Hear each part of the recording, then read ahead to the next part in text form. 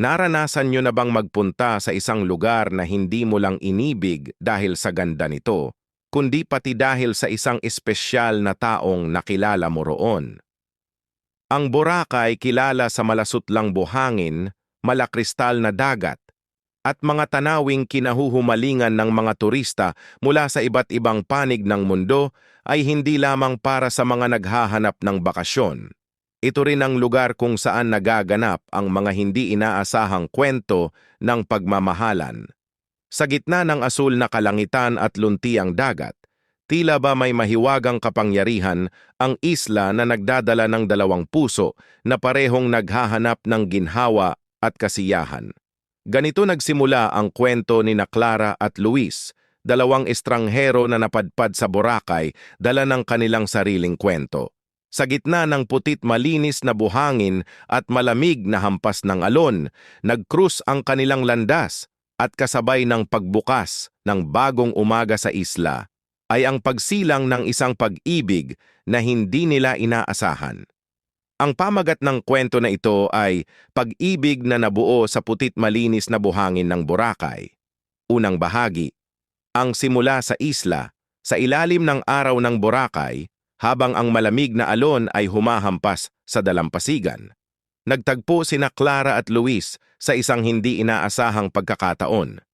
Si Clara ay isang freelance photographer na bumisita sa isla upang kumuha ng mga larawan para sa isang travel magazine. Samantalang si Luis naman ay isang abogado mula sa Maynila na nagbakasyon upang makalimot sa stress ng trabaho.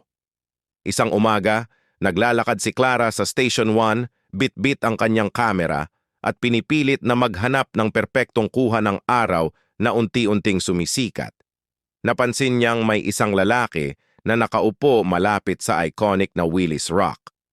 Nakasuot ito ng kulay puting polo at tila malalim ang iniisip. Dahil interesado si Clara sa candid shots, lihim niyang kinuhanan ng litrato si Luis. Nang mapansin ni Luis ang kamera, ngumiti siya at sinabing, "Hindi mo sinabi na kukuha ka ng picture ko? Medyo unfair." Bahagyang nahiya si Clara, ngunit nginitian niya si Luis. Doon nagsimula ang kanilang usapan. Ikinuwento ni Luis ang kanyang pagmamahal sa tahimik at natural na kagandahan ng Boracay, habang ikinuwento naman ni Clara kung paano niya ginagawa itong source ng kanyang inspirasyon bilang photographer. Ikalawang bahagi. Pagsasama sa isla kinabukasan, muli silang nagkita sa parehong lugar. Si Luis ay naglilibot para bumili ng pagkain sa maliit na tindahan sa gilid ng Station 2. Si Clara naman ay nag-aayos ng gamit para sa underwater shoot. Nagkatawang si Luis ang bumili ng breakfast para kay Clara. "Sa tingin ko kailangan mong kumain, photographer," biro niya habang inabot ang banana pancake at fresh coconut. "Nagpapasalamat ako sa unsolicited na pang-almusal," sabay tawa. Simula noon, nagsimula silang magkasama sa iba't ibang lugar sa isla. Snorkeling sa Crocodile Island, pag-inom ng shakes sa Jonas, at pagkanta sa isang maliit na acoustic bar sa gabi. Nang matapos ang araw, sinamahan ni Luis si Clara sa sunset shoot, at doon nagkaroon ng malalim na pag-uusap tungkol sa kanilang buhay. Inamin ni Luis na kakahiwalay lang niya sa isang mahabang relasyon. Samantalang si Clara ay palaging natatakot na magmahal ulit matapos mabigo ilang taon na ang nakaraan. Ikatlong bahagi, ang panunumbalik ng tiwala. Sa huling araw ng kanilang pananatili, inanyayahan ni Luis si Clara na mag-dinner cruise sa dagat habang pinagmamasdan ang golden sunset.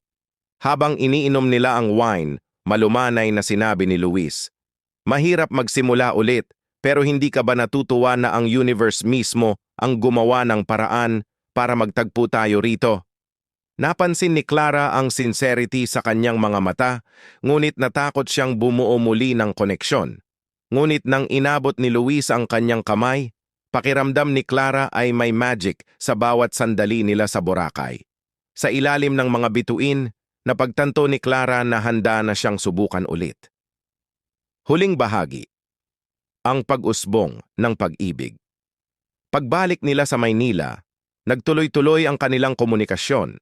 Madalas silang magtawag at magkita tuwing weekend. Ginawa nilang regular na destinasyon ang Boracay na palaging nagsilbing paalala sa kung saan nagsimula ang kanilang kwento. Ilang taon matapos ang kanilang unang pagkikita, bumalik sila sa isla, ngunit sa pagkakataong ito, si Luis na ang nag-aabot ng singsing kay Clara sa tabi ng Willis Rock.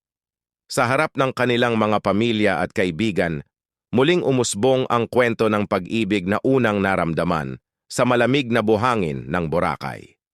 Sabi nila, ang sandaling pag-ibig ay parang sunset, biglaan, maganda, at hindi mo makakalimutan.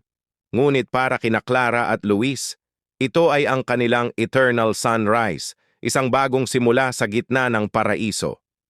Maraming salamat sa inyong panunood. Pakisupport po ng page ko sa pamamagitan ng pag-follow, share at react. Sa uulitin, ingat!